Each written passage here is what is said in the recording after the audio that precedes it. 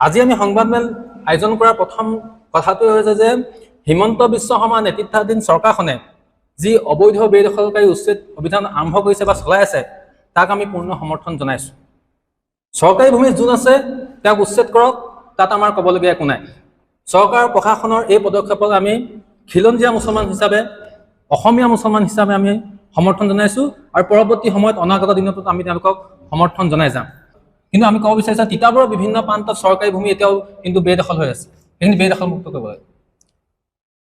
আৰু দ্বিতীয় কথা হৈছে যে আমাৰ অসমীয়া ছোৱালীক মিয়াই বা অবৈধ সন্দেহজনক নাগৰিকে তেওঁলোকে নিজৰ জালত ফচাই মেলি তেওঁলোকে বিয়া পাতে বা পলুভূমিৰে তেওঁলোকে লৈ যায়। তাৰপিছত তেওঁলোকে কি কৰে, জোৱাই বস্তি বনায়। এই জোৱাই বস্তি বনাবলৈ আমি দিয়া নহ'ব, সেইটো আমাৰ স্পষ্ট কথা।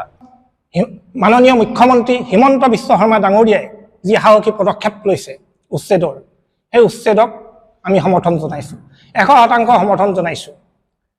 এই উচ্ছেদ আমি দেখিছোঁ উৰিয়ামঘাট, মেৰাপানী, আমাৰ কাষতে লাগি থকা তিতাবৰৰ কাষতে লাগি থকা মেৰাপানীত ফৰেষ্টলেণ্ডত হৈছে। আৰু এই উচ্ছেদটো লেহেমীয়া হৈছে। এই উচ্ছেদটো আৰু খৰতকীয়া হ'ব লাগে। আৰু উচ্ছেদৰ লক্ষ্য কেৱল মাত্ৰ 26ৰ নিৰ্বাচনৰ দিউনা পাৰ হ'বৰ কাৰণে হ'ব নালাগে।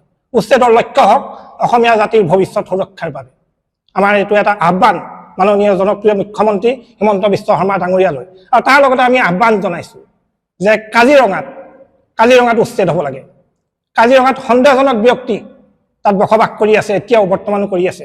অতীতত উচ্ছেদ হৈছিল, কিন্তু বৰ্তমানো আমি দেখিবলৈ পাইছোঁ কাজিৰঙাত সন্দেহজনক ব্যক্তি এইখিনিয়ে এতিয়াও বসবাস কৰি আছে।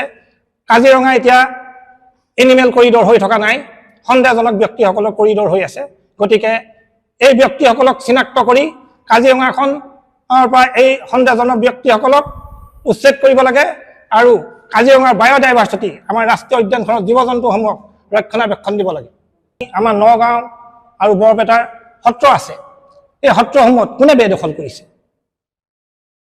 বেদখলকাৰীসকল কোন? ইছলামত লিখা আছে নি? লোকৰ মাটি, ফৰেষ্টৰ মাটিত, সত্ৰৰ মাটিত তোমালোকে মনে মনে বসবাস কৰিবা, তাৰপিছত নিজৰ সংখ্যা বৃদ্ধি কৰিবা? ইছলামততো এইসমূহ লেখা নাই। ইছলামততো স্পষ্টভাৱে লিখা আছে আনৰ মাটি তুমি 1 ইঞ্চিও ব্যৱহাৰ নকৰিবা। আনৰ মাটি যদি তুমি 1 ইঞ্চিও ব্যৱহাৰ কৰা তেনেহ'লে তোমাৰ এইটো গুনাহ হ'ব, তোমাৰ পাপ। অসমৰ কেইবাখন জিলাত আমি থলুৱা অসমীয়াসকল সংখ্যালঘুত পৰিণত হ'লোঁ। আপোনালোকে জানেই মধ্য অসমৰ কেইখনমান জিলা, নামনি অসমৰ কেইখনমান জিলাত আমি সংখ্যালঘুত পৰিণত হ'লোঁ।